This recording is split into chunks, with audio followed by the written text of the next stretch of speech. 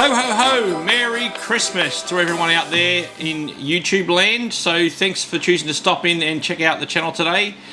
Obviously Santa has been and he's already gone. So with that said, it's time to remove this thing and pop that to one side. Also, Vintage Bash 3.0 has been and gone, and I'm really sorry that it's taken this long for me to get back to the channel and do some decent content. But the other thing that's going on in this video is I'm still wearing these Pit Vipers as per the last video I did prior to picking up Keith from the Vintage Bash. So the reason for these were that I wanted to go to the bash and not wear my usual eyewear, so I thought I'd go and find something a bit retro, and I did find some Oakley razor blades, and I have no idea why, but it seems like they were a pair of kids size or something. I couldn't even stretch them over my fat head, so had to go looking for something else, and these things popped up, and boom, Pit Vipers. I'm probably driven a lot of people crazy with these because it's really hard to see my eyes are behind the glasses, and it's probably annoyed some people. So I have already put up a bit of a pit walk video, and some will have seen that video, and I've got to say I had a few technical issues going into that event. So both of my GoPros, my Hero 10s, were both acting up, and I had actually done a an update on them prior to even leaving here for Melbourne. I just wanted to make sure that things were seamless, and I got together with a friend who does videography, and we had a bit of a chat about some settings and stuff. So it wasn't that, but they just kept switching off as I was trying to film, and I'd be 5 or 10 seconds into recording, and boom, it would just switch off. They are factory batteries. I got extra additional charges, and I've got extra batteries, extra cards, and nothing seemed to work other than continually pressing that button until it finally took. However, I did a bit of a pit walk, and I walked around, and I'm really sorry to anyone who was under those two white tents, the two big tents that Lou and had gotten in for the event. For some reason, I spent about an hour walking around doing interviews with people, and for some reason the camera had, it was started to act up, and it had sped up. It removed the audio. Now, I didn't change any of the button settings on it. I set it with a camera. Anyway, I'm still yet to get to the bottom of it. So life has been very busy for me ever since getting back from the bash. So quite literally, within 1 hour of returning home from the Vintage Bash, I had to pick up my sons from school, and dad mode kicked in, and say no more. So I had Keith with me still, and we also had Dwayne over from Canada, and he stayed with us in the accommodation down there in Melbourne for a week, and he was awesome to have around. Fantastic gentleman, and I would do it all over again in a heartbeat. And Keith, say no more. Keith from RC Icons is an absolute legend in every possible way, and I feel kind of bad for him sometimes because he's so generous and so giving, and he just wants to help everybody with everything, and he has the means, no doubt, to help a few people here and there. And I feel like maybe some people could very well be hanging off him for that, but wow, this guy, he is hardworking. He's up from early in the morning until last thing at night. It was a blessing having Keith here for 16 days. So, I picked up Keith on the Friday morning. I was out of here at, say, 6 a.m, went down to Sydney Airport, waited at the airport, and there he stepped off the plane, literally just with a backpack. That was his whole... Everything he had was in that backpack. That's all he was bringing. But he had 6 boxes shipped over to me here in Australia prior to him flying over here. So ahead of time, he sent over his cars, his radios, his bits, his clothes. But he also sent over 2 large boxes of t-shirts, RC Icons t-shirts that he had made up, and he ended up giving those out to anyone and everyone who was willing to take one. And so I know he had about 100 shirts with him. He had some caps, and his generosity just knows no bounds. Now, this isn't a sponsored advert by RC Icons, no. It's just me explaining how I found Keith when he came over from the Vintage Bash, for the Vintage Bash. And, Keith's the sort of guy, he's so hardworking, so committed, so dedicated to whatever it is that he puts his mind to. You know, he sees it out. Oh, come hell or high water, he sees it out. It gets done, you know, and it was a blessing to have friends down there at the bash, and especially Keith, who, you know, we drove down the van together and we packed the van, we took everything down there. It was a blessing to have him there. You know, Scott also here from the Central Coast, he was a great help because he really pitched in, you know, and setting up 2 of our tents down there and getting the electrical working. And then on, you know, I think it was the day 1, I think it was the Thursday, we had a little bit of rain in the morning, so we had a gutter system up that, you know, captured the water between the 2 tents. And thank you, Scott, for thinking of that one, because that really helped us, because we were able to spread our tables out underneath those 2 gazebos, and we were, of course, inside of the barricade of the track, inside of the fence. So we were, you know, the intention was for me to have done interviews with people trackside. I wanted to set up a table, and I had a tripod and my DSLR camera, and I had my audio gear all ready to go. But blasted guys out in the track with the air blowers, they just kept on blowing the track off, and it was blowing straight into our pit space. And I don't mean just dust, but I mean there was like thick granules of dirt over everything, my camera gear, my lenses, and I just had to pack it up. And in the end, I took my GoPro, I walked around the pits, and I talked to a bunch of people. Some of the video made it, thank goodness, which went up in the last video.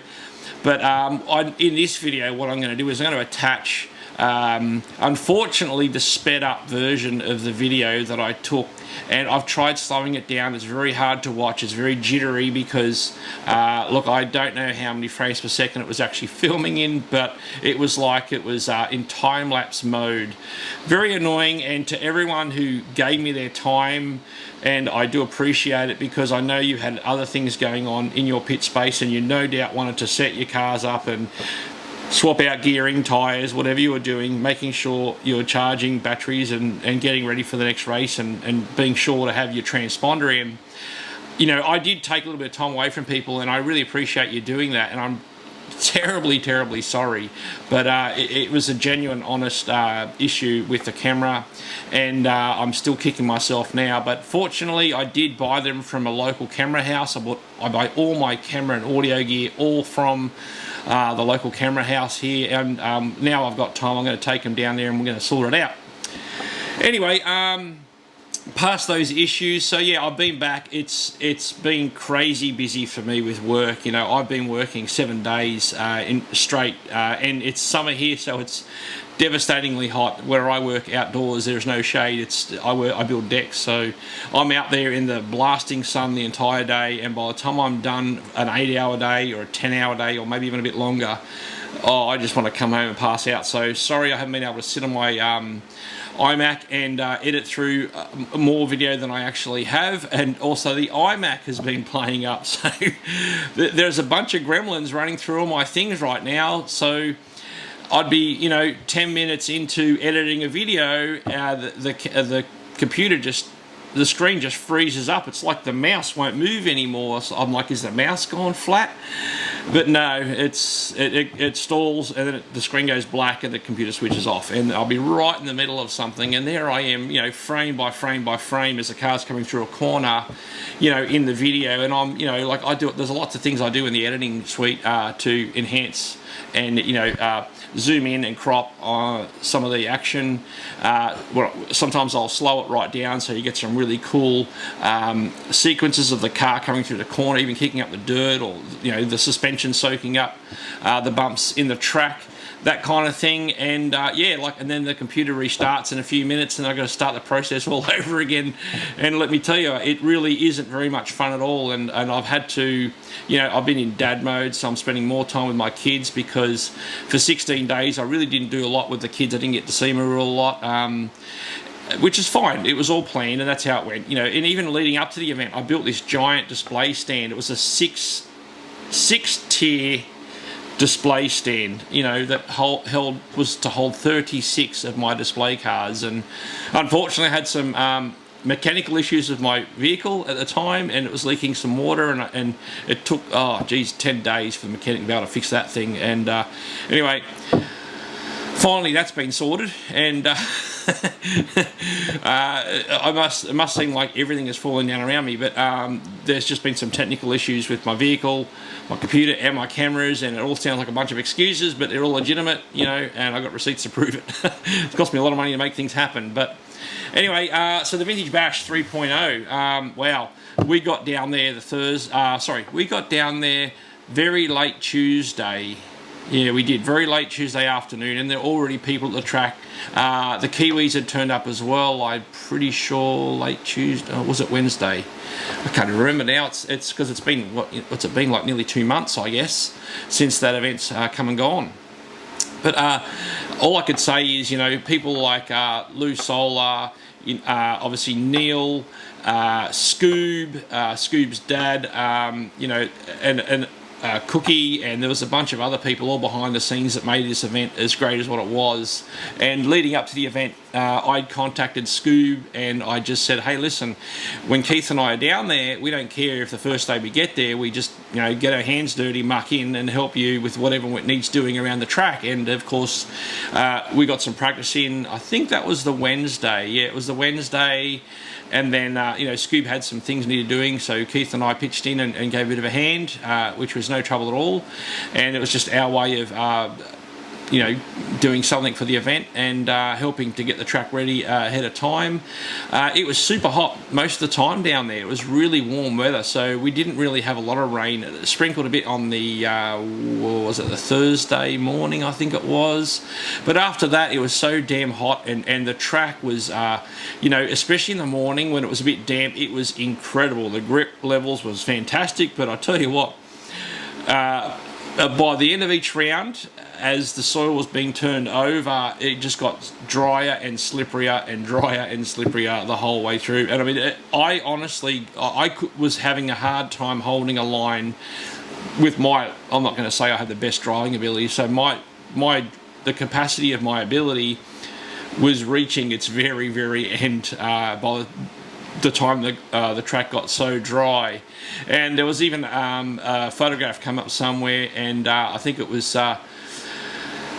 one of the guys down there, Scott, you know, he had his hands like this, you know, and I said, you know, caption this, guys, over on Facebook, you know, what's this all about, you know, and everybody had all these things to say about what that comment could have been, but in reality, Scott was actually, so Scotty Pettit, he was talking about the driving line at the time, was up on the stand, and I had made the, I think I had made the A's in four-wheel drive 17.5 in the rocket rounds or where it was. I'd actually made up there in the first, I think it was in the last qualifier or something like that. And anyway, I was just well outgunned by a lot of drivers who are at national level in modern day racing, you know, and have been for a long time, and I'm not that, but you know, all I could say is when the track was grippy, I could send that Yokomo MX-4 around that track really, really well. So that car just suited my driving style to a T. In fact, it actually outdrove, for me, it was a quicker lap for me than even the double X4 that I usually do rather well with. But anyway, the conditions were what they were. I was running good tyres. I got no excuse. I ran out of skill. That is the end of the story, and unfortunately I ended up going back down to the Bs, and I think I was wherever I was in that race, but you know, there were no trophies, there were no winners, there were no losers, there was just timed laps, and we could see what our results were, and it was so much fun. And I'm sure every single person who went to that event had an absolute blast. It was awesome from beginning to end. You know, the people, the camaraderie, the cars, the collections, you know, the displays, the driving, just the laughs, the fun, the banter. It was all on point. And Lou Solar, you know, him and his team down there have done an amazing job. And let me tell you now, you're going to see some incredible video. Now, not saying that my camera gears, my camera shots are incredible, but if whatever I've captured on the track was amazing, especially that early 85, 87 class. Being the fact that those cars, I was no longer going to a vintage event. No, I was actually stepped back to 1985, 1987. You know, I was stepped back into that era with these cars running around 2-inch tyres or less. You know, it was literally like how things were for me racing back at Bormac. So it just blew me away, you know, and we had cars like this Tomahawk here ripping it up around that track. Now, this car belonged to Jason Fire Race, and for those who may or may not remember, I had done a build video on this Ultima Pro XL a little while back. So this was the final build for me. This is how it all turned out. It was a really, really nice car, and that came from Jason Fire Race, and this was his car. He was racing at the Vintage Bash in that early era, and he came up to me and he said, listen, I want to do something with you again. I'm like, what do you mean? He goes, well, I want to donate another car to the channel. You know, it just blows me away. I laugh and I giggle because it's just a natural response. But he said to me, you know, like, I want to gift you, you know, the Tomahawk. And I'm like, why though? Like, you know, it's a great car. Don't you enjoy driving? He goes, look, no, I've had some fun with it, and now I want to give it to you. And I went over to his table in the pits, and he had it sitting there. It looked a little different. I know he had some gold shocks on it, some of the threaded gold shocks. I did see he had a big alloy front bumper on it, which must have been by Pagu or something like that.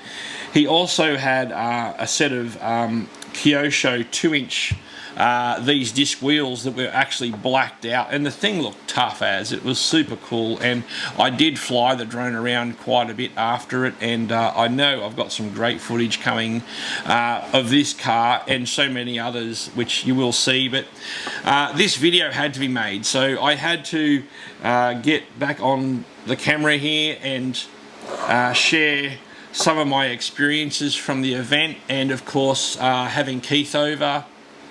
And yeah, like, it was a blast. It really was, you know. It's just unfortunate it's taken this long for me to get on camera and talk about it, because and the other thing is, I really don't like getting on camera that much. I really enjoyed the videos I used to make where I was just building cars underneath the ring light with the camera facing down on the mat, you know, and I was assembling and comparing cars, and I want to get back to a bit of that, and that's the purpose of these two kits right here. So thank you, Shoemaker. Thank you very much for delivering, in my opinion, one of my very most favourite cars ever made by any manufacturer, period. Now, I have a long and interesting history with Shoemaker. So back here around, I'm going to say it was around, was it 87, 88, something like that. You know, I bought a second-hand Shoemaker Cat XL from a fellow racer who did rather well at Bormac. Him and his son used to race Cats back then, and I think they just got into the XLS, and they had an XL lying around, and you know, it was up for sale, and I was racing my Optima, but I loved the concept of the Shoemaker Cat, so yeah, I picked it up and I raced it there for quite a while, and I had a blast with it. It worked really well.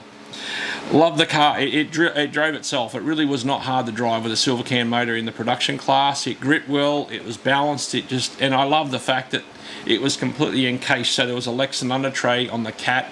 The Optima had nothing, so it let all the dirt into all the electronics, whereas the Cat was protected. So there'd be days we turn up to Bormac and the track was a bit wet, you know, and muddy, and you know, it protected the car from all of that, which the Optima had none of that grace whatsoever.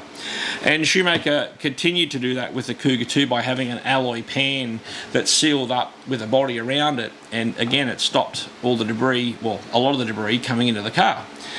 And so I have owned many people actually know me for the Shoemaker brand, because getting back into this vintage thing around about 2006 I think I got back in, and I'd been racing on and off indoors with a Formula 1 car, and also my Kyosho Triumph up on the Gold Coast. There was the Gold Coast, I think it was the Bundle PCYC in their basketball courts. I think it was a Thursday night. Every Thursday night they used to roll out this carpet.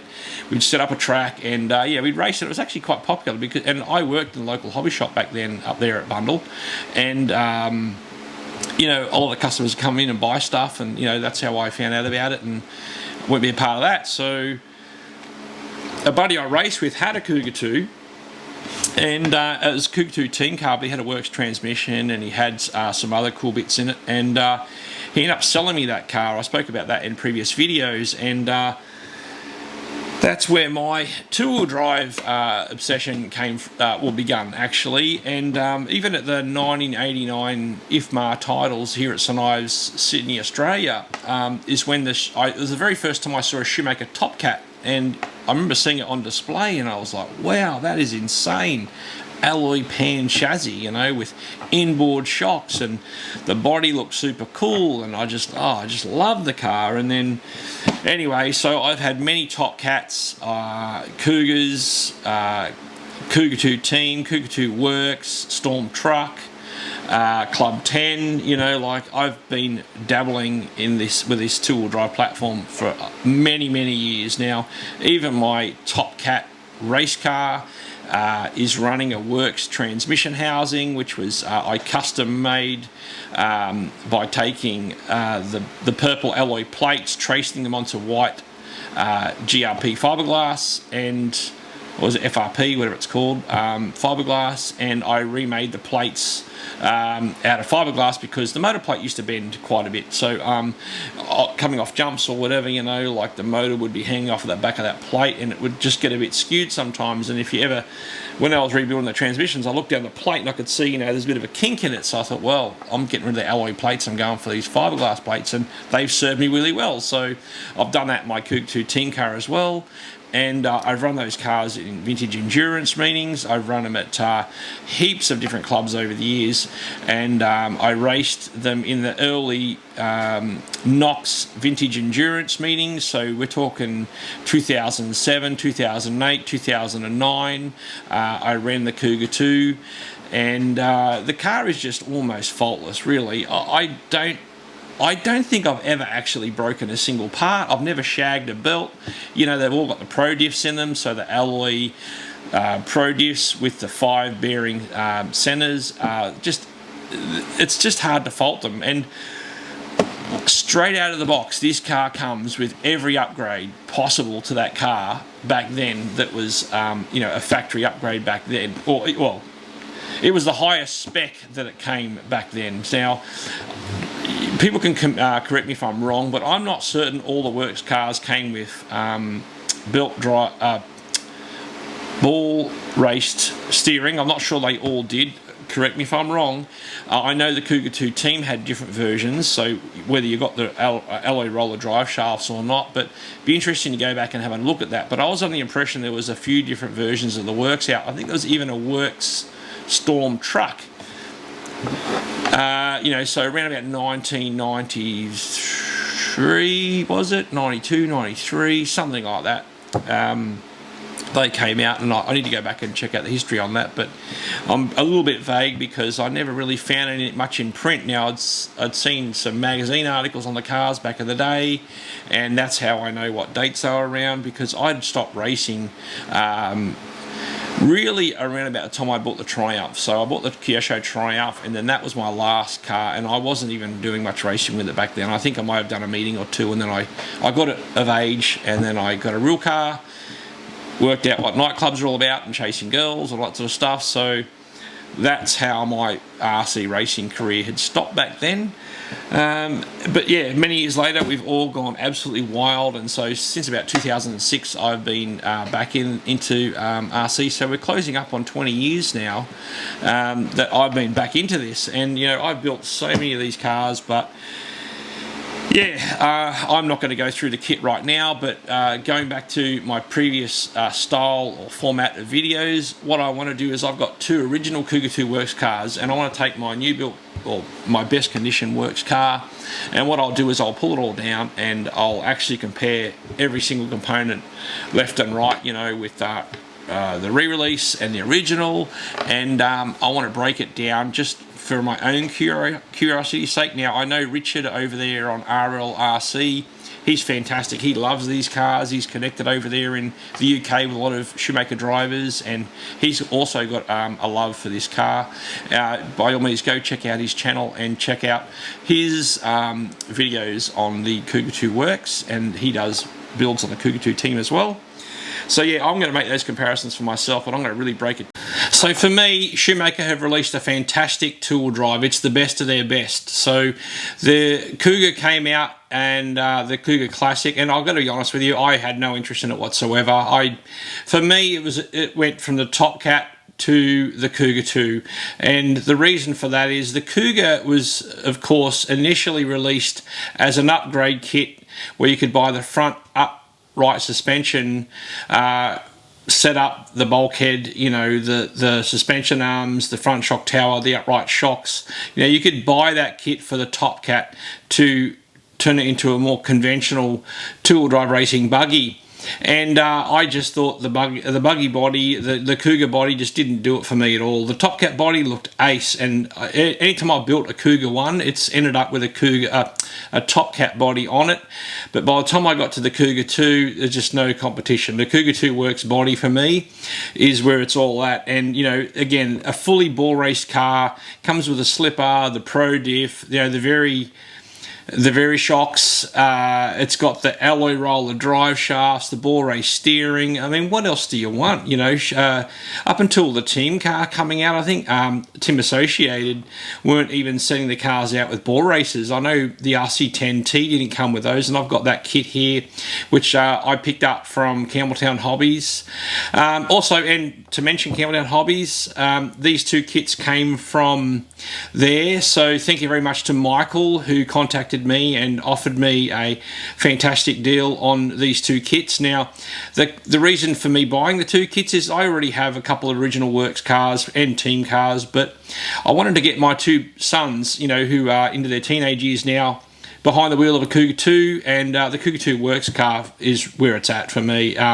They've been racing the Losi Pro SEs in a vintage Enduro, and in that Enduro, I think it was a 5-hour vintage Enduro, they didn't have any mechanical issues, and they were fantastic performing cars, but those parts are, you know, there's not that many parts around there, and anytime you want to buy parts for those cars, they're quite expensive, whereas now I can put them into a re-release kit, buy enough parts to keep them going from here onwards. So that's the reason why I'd have two kits here. So my two sons will end up with one, and I've also got two carbon tubs. So I bought one for my Top Cat racer, and I bought one from one of my original Works racer, and they'll still be used to go on those. So the kids will get these brand new purple chassis, and they can put lots of scratches on them and enjoy them for all they are.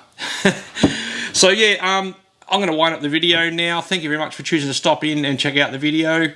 The Vintage Bash 3.0 was just off the charts, amazing. You know, Lou and Neil down there are putting on the very best vintage event, in my opinion, that I've ever been to. The people there are fantastic. The fun, you know, the whole concept around it all is just brilliant. And you know, and then I get to come home and have something like this sitting in a box on my doorstep at some point. So yeah, thank you very much again, Jason. I've got some fun plans for this car. It will get used out in the track, and I do have a Turbo Scorpion kit that I'd like to sort of retrofit back to a standard Scorpion or a standard Turbo Scorpion setup, and I may make like a Turbo Tomahawk, maybe, I don't know, see what happens, because I think that car's a bit stretched and a bit wider, and it's got some other bits and bobs on it, but who knows. I will figure it out in due time. So for now, that's it for me. It's a long video, sorry about that, and I've been able to explain away what happened with the cameras at the track, but there's heaps and heaps of good video footage to come from both the drone and the GoPros when they did actually work. Thank you very much to those who gave me a bit of a hand. I know Keith picked up a camera at one point for me, and so did our friend from Canada. And yeah, it was fantastic. It was amazing to have that sort of help at the track with capturing video of even my cars going around, because of course I'm up driving on the stand. So anyway, I'm hoping to get these wheels onto this build, so at home if you're watching and you might have a pair of these front two-wheel drive buggy rims, please hit me up, message me. I'm happy to buy, trade, whatever, or if you feel like you want to give to the channel, I'll be sure to mention your name here to say a big thank you. But either way, I'm looking for a pair of the yellow fronts. I'd like to put those on one of these two-wheel drives and have some fun with it. So thanks very much for choosing to stop in and check out my video. Hope you all had a very Merry Christmas and a very safe New Year. It's the 29th of December and I'm looking forward to my New Year's Eve celebrations, so I will see you on the other side of that. So take care everyone and catch you on the next one. Bye now.